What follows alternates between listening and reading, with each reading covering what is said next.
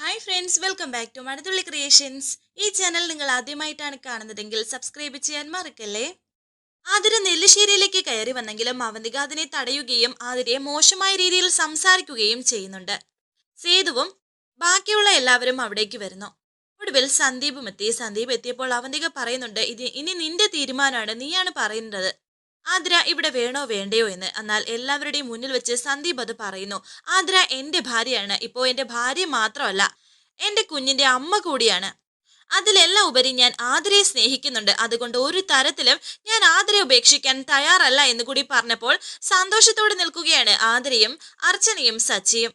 ഇത് കേട്ട് സന്തോഷത്തോടെ സച്ചി പറയുന്നു, എല്ലാവരും കേട്ടല്ലോ, സന്ദീപിന്റെ തീരുമാനം ആതിരയോടൊപ്പം ജീവിക്കണം എന്നുള്ളതായതുകൊണ്ട് ആതിര അകത്തേക്ക് കയറി വന്നോളൂ. എന്നാൽ ഇത് കേട്ട് വളരെ ദേഷ്യത്തോടെ നിൽക്കുകയാണ് അവന്തികയും അനഘയും. അങ്ങനെ സന്തോഷത്തോടെ ആതിര അകത്തേക്ക് കയറാൻ തുടങ്ങിയപ്പോൾ അവന്തിക പറയുന്നു, നിർത്ത്, അങ്ങനെ സന്ദീപ് ഇഷ്ടമാണെന്നും ഭാര്യയാണെന്നും ഒക്കെ പറയുമ്പോൾ വിളിച്ച് അകത്തേക്ക് കയറ്റാൻ പറ്റില്ല. ഈ വീട്ടിലേക്ക് കയറണമെങ്കിൽ അതിന് തീരുമാനം എടുക്കാൻ വേറെ ആളുകളുണ്ട്. സന്ദീപിന്റെ ഇഷ്ടം മാത്രം നോക്കി ഒന്നും ചെയ്യാൻ പറ്റില്ലല്ലോ. എഴുതിയുടെ ദേഷ്യമൊക്കെ ഞങ്ങൾക്ക് മനസ്സിലാകും. ആ ദേഷ്യത്തിന് പകരം തീർക്കേണ്ട സമയം ഇതല്ല. മറ്റാർക്കും എതിർപ്പില്ലാത്ത ഒരു കാര്യത്തിന് എഴുതി ഇങ്ങനെ വാശി പിടിക്കരുത് എന്ന് സച്ചി പറഞ്ഞപ്പോൾ അവന്തിക പറയുന്നു, സച്ചിയോട് ആര് പറഞ്ഞു മറ്റാർക്കും എതിർപ്പില്ലെന്ന്? എന്റെ ദേഷ്യത്തിനും പകരം വീട്ടലിനും ഒരു പ്രസക്തിയില്ല. ഇവിടെ തീരുമാനം എടുക്കേണ്ടതേ ഞാനല്ല, അച്ഛനാ. ആതിരെ അകത്തേക്ക് വിളിക്കാൻ അച്ഛൻ പറയട്ടെ. സന്ദീപും ആതിരയും അർച്ചനയും കൂടി ചേർന്ന് എന്റെ അനിയത്തിയോട് ചെയ്ത എല്ലാ തെറ്റുകളും പുറത്ത് ആതിരെ സ്വീകരിക്കാൻ അച്ഛൻ പറയട്ടെ. ഇനിയിപ്പോ അച്ഛൻ അങ്ങനെ പറഞ്ഞാലും എന്റെ മനസ്സിലൊന്നും പോവില്ല. കാരണം അത്രമാത്രം ഞാൻ കരഞ്ഞിട്ടുണ്ട്. അതിൽ കൂടുതൽ ഇവളും. നിങ്ങളുടെ അമ്മയുണ്ടായിരുന്നെങ്കിൽ ഞാൻ ഈ പറയുന്നത് മനസ്സിലായേനെ. ആതിരെ നിങ്ങൾ ഇവിടെ താമസിപ്പിക്കാൻ ശ്രമിക്കുന്നതിനിടയിൽ എല്ലാവരും മറന്നു പോകുന്ന ഒരു കാര്യമുണ്ട്. അമ്മയുടെ സ്ഥാനത്ത് നിന്ന് നിങ്ങളെ വളർത്തിയതും നോക്കിയതും ഞാനാ. ഞാൻ ഈ പറഞ്ഞത് അവകാശവാദമായിട്ടല്ല, നിവർത്തികേടായിട്ടാണ്. എന്റെ മക്കൾ എന്നെ മനസ്സിലാക്കുന്നില്ല എന്നുള്ള നിവർത്തികേട് കൊണ്ട്. അത് അങ്ങനെ തന്നെ എന്റെ മനസ്സിൽ വെച്ച് ഞാൻ പറയുന്നു, അച്ഛൻ എന്ത് വേണമെങ്കിലും തീരുമാനിക്കാം. ആ തീരുമാനത്തിനപ്പുറം അവന്തികയ്ക്ക് വേറൊരു വാക്കില്ല. ആരുമില്ലാത്ത എന്നെയും ഇവിളെയും ചതിച്ച ഈ നിൽക്കുന്ന ആതിരെ ഇവിടെ കയറ്റി താമസിപ്പിക്കാനാണ് അച്ഛൻ പറയുന്നെങ്കിൽ ഒരക്ഷരം മിണ്ടാതെ ആതിരയെ ഞാൻ കൈപിടിച്ച് ഈ വീട്ടിലേക്ക് കയറ്റും.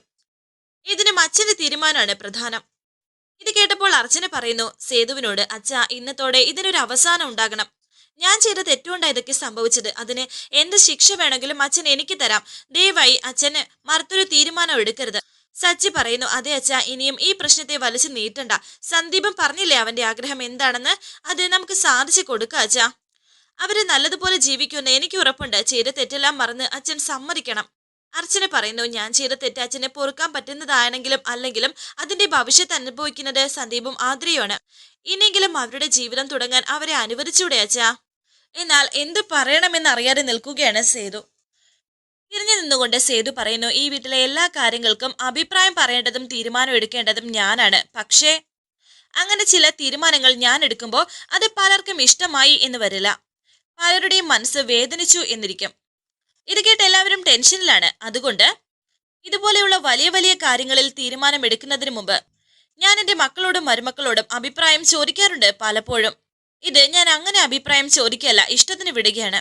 എന്നോട് അനുവാദം ചോദിക്കാൻ അവന്തിക പറഞ്ഞു എങ്കിലും ഇവിടെ എന്റെ തീരുമാനത്തെക്കാൾ പ്രസക്തി അവന്തികയുടെ ഇഷ്ടങ്ങൾക്കാണ് എന്ന് ഞാൻ വിശ്വസിക്കുന്നു. കാരണം ഈ ഒരു വലിയ പ്രശ്നം ഏറ്റവും കൂടുതൽ ബാധിച്ചത് അനഘയാണ്, അതുവഴി അവന്തികയും.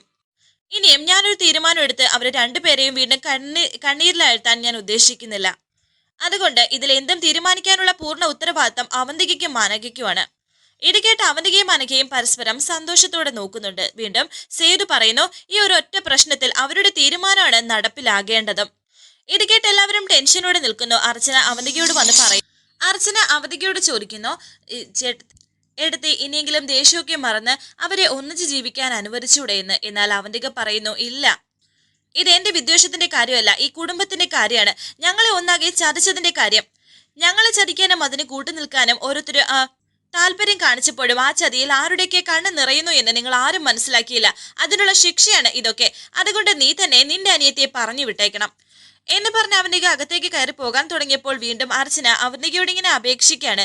എന്നാൽ അതിന് സമ്മതിക്കാതെ ചേച്ചി എന്ന് വിളിക്കുകയാണ് ആതിര. എനിക്ക് വേണ്ടി ഇനിയും ചേച്ചി ആരുടെ മുന്നിലും താടരുത്. അങ്ങനെ ആരുടെ കാല് പിടിച്ച് എനിക്ക് ഈ വീട്ടിൽ കയറാൻ താല്പര്യമില്ല. ഞാൻ വന്നത് സന്ദീപിനെ കാണാനാണ്, ഉള്ളിൽ എന്താണെന്ന് അറിയാനാ. അത് സന്ദീപ് തന്നെ എല്ലാവരോടും മുന്നിൽ വെച്ച് തന്നെ പറഞ്ഞു കഴിഞ്ഞു. എന്നിട്ട് സന്ദീപിനോട് പറയുന്നു, സന്ദീപേ ഇവിടുന്ന് ഞാൻ ഇറങ്ങുകയാണ്. നിനക്ക് എന്നോടൊപ്പം ജീവിക്കാൻ താല്പര്യമുണ്ടെങ്കിൽ എന്നോടൊപ്പം വരാം. എന്റെയോ നിന്റെയോ വീട്ടിൽ നമ്മളെ കേട്ടില്ലെങ്കിലും സാരമില്ല, നമുക്ക് എവിടെയെങ്കിലും പോയി ജീവിക്കാം. നിനക്ക് താല്പര്യമാണെങ്കിൽ എന്റെ കൂടെ ഇറങ്ങാം. എന്നാൽ അവന്തിക ഇത് കേട്ടിട്ട് പറയുന്നു, അങ്ങനെ അവന്റെ താല്പര്യം അത്രയും പറഞ്ഞപ്പോൾ അതിനെ എതിർത്ത് സംസാരിക്കുകയാണ് ആതിര. നിങ്ങളോട് ഒന്നും സംസാരിക്കാൻ എനിക്ക് താല്പര്യമില്ല. അതോടെ അവന്തികയുടെ വായടഞ്ഞു. ഞാൻ സംസാരിക്കുന്നതും കൂടെ വരാൻ വിളിക്കുന്നതും എന്റെ കഴുത്തിൽ താലി കെട്ടിയ എന്റെ ഭർത്താവിനെയാണ്. നിങ്ങൾ വലിയ ആളാണെന്നും നിങ്ങൾക്ക് എന്തും പറയാനുള്ള സ്വാതന്ത്ര്യമുണ്ടെന്നും നിങ്ങളുടെ തെറ്റിദ്ധാരണയാണ്. ഞാൻ പറഞ്ഞു വന്നത് എന്താണെന്ന് ചുരുക്കി പറയാം. എന്റെയും സന്ദീപിന്റെയും കുടുംബകാര്യത്തിൽ നിങ്ങൾ തലയിടണ്ടെന്ന്.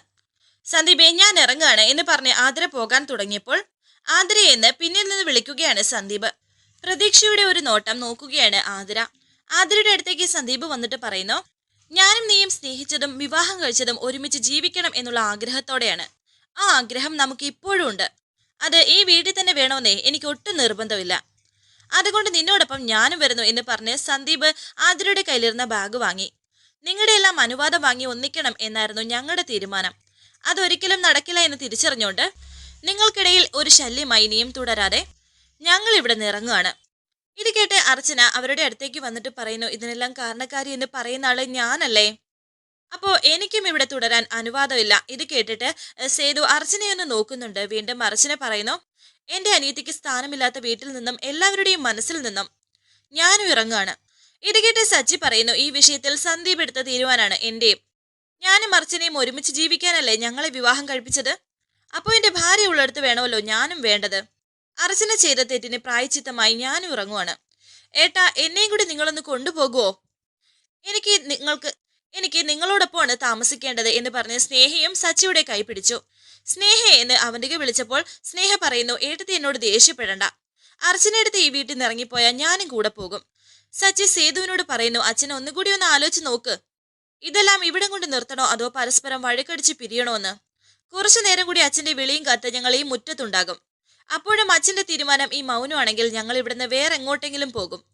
വാട എന്ന് പറഞ്ഞ് സച്ചി മുന്നേ ഇറങ്ങുന്നു. പിറകെ അർച്ചനയും സന്ദീപും ആതിരയും സ്നേഹയും പോകുന്നു. ഇപ്പോ ആ വീട്ടിൽ സേതു തനിച്ചായിരിക്കുന്നു. അവന്തികയും അനഘയും ഉണ്ടെങ്കിൽ പോലും സേതു ഇപ്പോൾ തനിച്ചാണ് ആ നെല്ലിശ്ശേരി വീട്ടിൽ.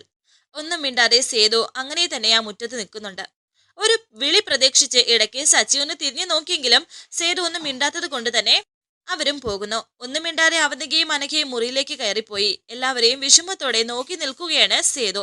ഇത്രയും വരുമെന്ന് സേതുവും പ്രതീക്ഷിച്ചില്ലായിരുന്നു. സേതു അകത്തേക്ക് കയറി വന്നു. അച്ഛൻ എന്തായാലും ആലോചിക്കാൻ കുറച്ചു സമയം സച്ചി കൊടുത്തിരുന്നു. അതുകൊണ്ട് തന്നെ എല്ലാവരും വീട്ടിന് പുറത്തേക്ക് പോകാതെ ആ മുറ്റത്ത് തന്നെ നിൽക്കുകയാണ് അച്ഛന്റെ വിളിയും കാത്ത്. ആ സമയം വലിയൊരു ഇടി വെട്ടുന്നു. ഇടിയോടൊപ്പം മഴയും പെയ്തു. ആ മഴയത്ത് ആ മുറ്റത്ത് നിന്ന് നനയുകയാണ് ഇവർ 5 പേരും. വിഷമത്തോടെ നിൽക്കുകയാണ് സേതുവും. സേതു പുറത്തേക്ക് വന്ന് നോക്കിയപ്പോൾ 5 പേരും അതാ മഴ നനഞ്ഞുകൊണ്ട് നിൽക്കുന്നു. ഒന്നും മിണ്ടാതെ വീണ്ടും സേതു അകത്തേക്ക് കയറിപ്പോയി. ബാഗ് താഴെ ഇട്ടിട്ട് സന്ദീപ് ആതിരയെ ചേർത്ത് പിടിക്കുന്നു. എന്നാൽ ഇതേ സമയം അനഘ വളരെ സന്തോഷത്തോടെ അവന്തികയോട് പറയുന്നുണ്ട്, മതി, ഇത്രയും മതി. നമ്മൾ പുറത്താക്കാതെ തന്നെ എല്ലാം ഓരോന്നോരോന്നായിട്ട് സ്വയം പുറത്തേക്ക് പോയല്ലോ. ഇനി ഒരിക്കലും തിരിച്ചു കയറാത്ത വിധം സേതുമാധവന്റെ മനസ്സിൽ വിഷം കുത്തിവെക്കണം. പടിയടച്ചു, ഇനി പിണ്ടം വെക്കണം എന്നർത്ഥം. ചേച്ചിക്കെന്താ ഇത്രയൊക്കെയായിട്ട് ഒരു സന്തോഷമില്ലാത്തത്?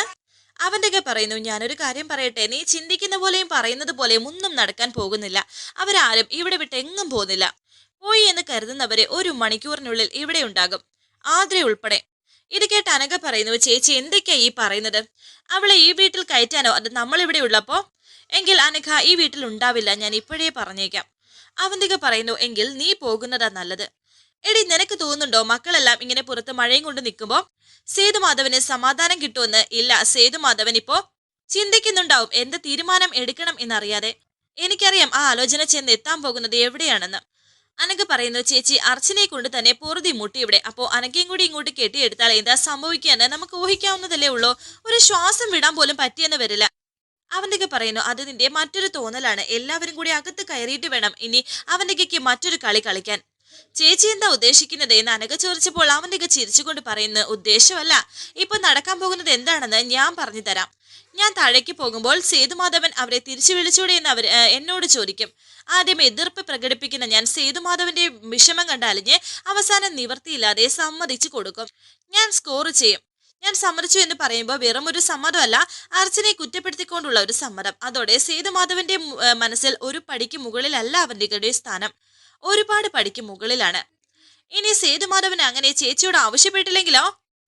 അവരെ വേണ്ടാന്ന് അയാളും തീരുമാനിച്ചാലോ എന്ന് അനഘ ചോദിച്ചപ്പോൾ അവന്തിക പറയുന്നു, അപ്പോ അവരെ അകത്തേക്ക് വിളിക്കച്ച എന്ന് ഞാൻ പറയും. എന്തിന്? അപ്പൊ ഇങ്ങനെ ചേച്ചി പറഞ്ഞ പ്ലാൻ വർക്ക്ഔട്ട് ആവും എന്ന് അനഘ പറഞ്ഞപ്പോൾ അവന്തിക പറയുന്നു, എന്റെ പ്ലാൻ വർക്ക്ഔട്ട് ആണെങ്കിൽ എല്ലാവരും ഈ വീട്ടിൽ വേണം. നിന്റെ പേടി എന്താന്ന് എനിക്കറിയാം. ആ ആതിര സന്ദീപിന്റെ കുഞ്ഞിനെ പ്രസവിക്കും എന്നല്ലേ? എന്നാൽ ആ പേടി വേണ്ട. അർച്ചനയും ആതിരയും ഒരിക്കലും പ്രസവിക്കാൻ പോകുന്നില്ല. അർച്ചന പ്രസവിക്കില്ല എന്നുള്ളത് ഈശ്വരന്റെ തീരുമാനമാണെങ്കിൽ ആതിര പ്രസവിക്കില്ല എന്നുള്ളത് ഈ അവന്തികയുടെ തീരുമാനമാണ്.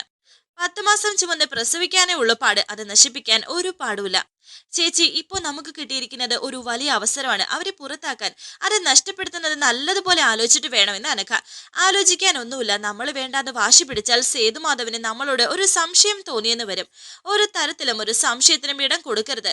കാരണം സേതുമാധവന്റെ മനസ്സിൽ അർച്ചന എന്ന വിഗ്രഹം വീണ് ഉടഞ്ഞു കഴിഞ്ഞു. ആ സ്ഥാനത്തേക്ക് വരാൻ പോകുന്നത് അവന്തികയാണ്. ഇനി സേതുമാധവന്റെ മുന്നിൽ പോലും അർച്ചനയെ കാണാൻ പറ്റാത്ത വിധത്തിൽ അവന്തിക മാറ്റിയെടുക്കും കാര്യങ്ങൾ. എല്ലാം ചേച്ചി തീരുമാനിക്കുന്നത് പോലെ നടക്കുന്നുണ്ടെങ്കിൽ പിന്നെ താമസിക്കുന്നത് എന്തിനായെന്ന് അനഘ ചോദിക്കുന്നു. കുറച്ചുകൂടി ഒന്ന് നനയട്ടെ, നനഞ്ഞു കുതിർന്ന് ഒന്ന് പരുവപ്പെടട്ടെ, എന്റെ ഇഷ്ടത്തിന് കുഴയ്ക്കാൻ പാകമാകുമ്പോൾ താഴേക്ക് ചെല്ലാം. മാത്രമല്ല എല്ലാവരും ഈ വീട്ടിലേക്കുള്ള 2ാം വരവും നനഞ്ഞ് ശുദ്ധീകരിച്ചിട്ടാകട്ടെ എന്നും അവന്തിക പറയുന്നുണ്ട്. ഈ സമയം താഴെ ഹോളിലിരുന്ന് സേതു ഇങ്ങനെ ആലോചിച്ചുകൊണ്ടിരിക്കുകയാണ്. എന്തായാലും മക്കളെ പറഞ്ഞുവിടാൻ സേതുവിന് ഒരുക്കമല്ല. മക്കളെന്ന് വെച്ചാൽ പ്രാണനാണ് സേതുവിന്. ആ 3 മക്കളും ഇപ്പോൾ ആ പെരുമഴയത്ത് അവിടെ നിന്ന് നനയുകയാണ്. സേതു വീണ്ടും പുറത്തേക്ക് വന്നു. പിന്നെയും ദേ കയറിപ്പോന്നു അകത്തേക്ക്. ഇടയ്ക്കിടയ്ക്ക് എന്തായാലും സേതുവിനെ നോക്കുന്നുണ്ട്, അവരവിടെ തന്നെ ഉണ്ടോന്ന് അറിയാൻ വേണ്ടി.